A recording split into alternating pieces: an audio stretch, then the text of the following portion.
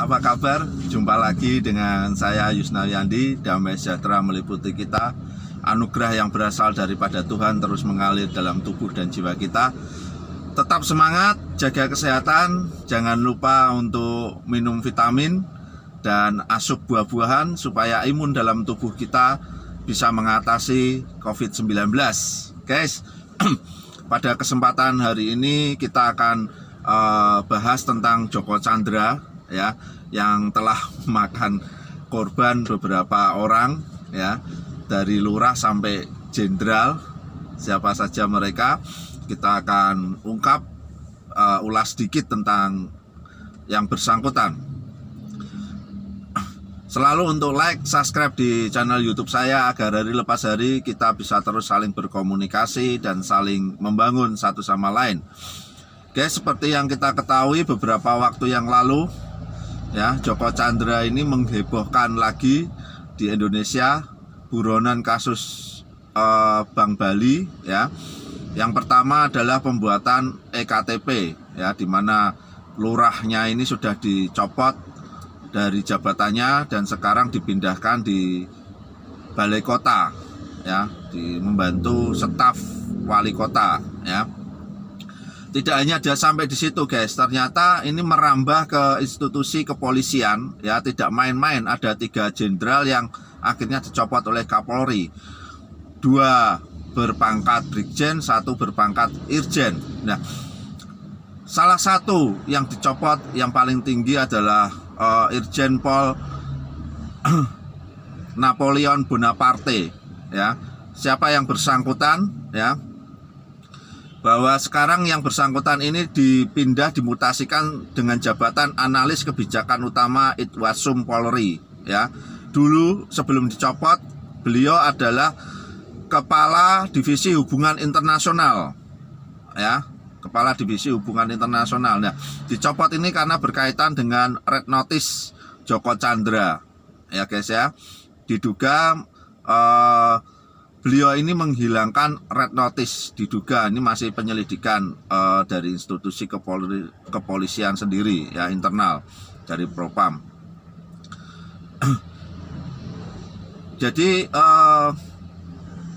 beliau ini kurang terkenal ya, seperti yang dikatakan oleh Ketua Presidium IPW Neta Espane ya. Saya kira prestasinya datar-datar saja, tidak ada yang istimewa, kata Neta, dikutip oleh tribunnews.com pada Minggu 19 Juli 2020. Memang selama ini kita belum banyak mendengar ya guys ya tentang Irjen Pol Napoleon Bonaparte ini.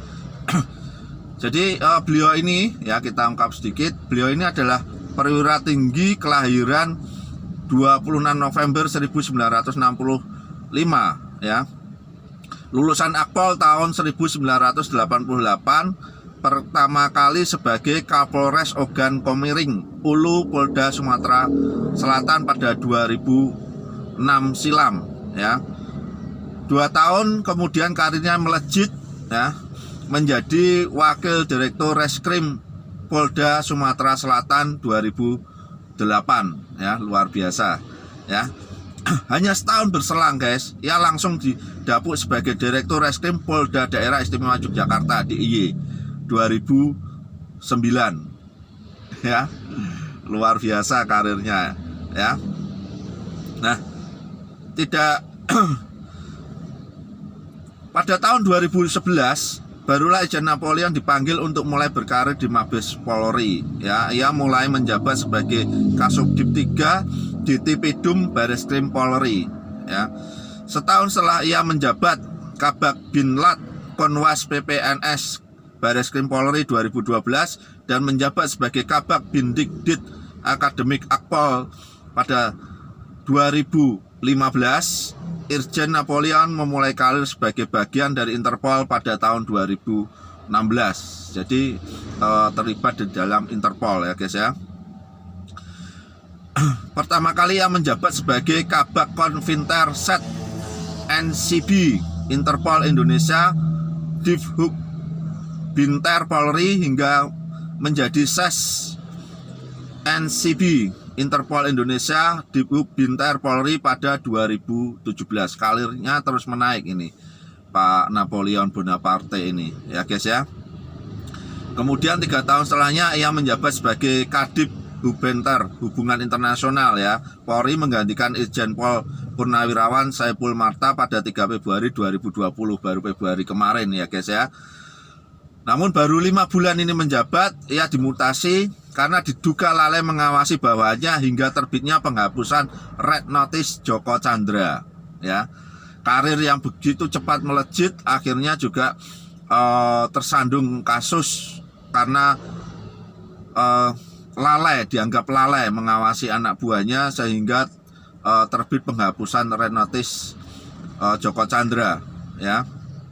Kemudian pada tanggal 17 Juli kemarin dia dimutasi menjadi analis kebijakan utama Itwasum Polri ya guys ya.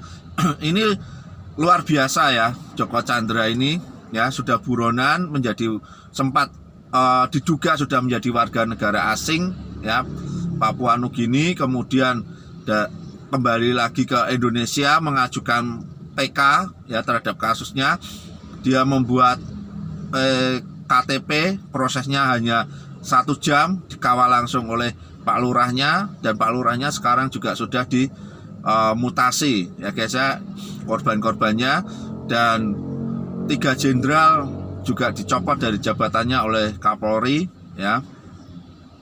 Bahkan 1 brigjen yang menerbitkan surat rekomendasi ya bahwa Joko Chandra ini sebagai konsultan itu sudah ditahan oleh Mabes Polri selama 14 hari sebelum diproses hukum lebih lanjut.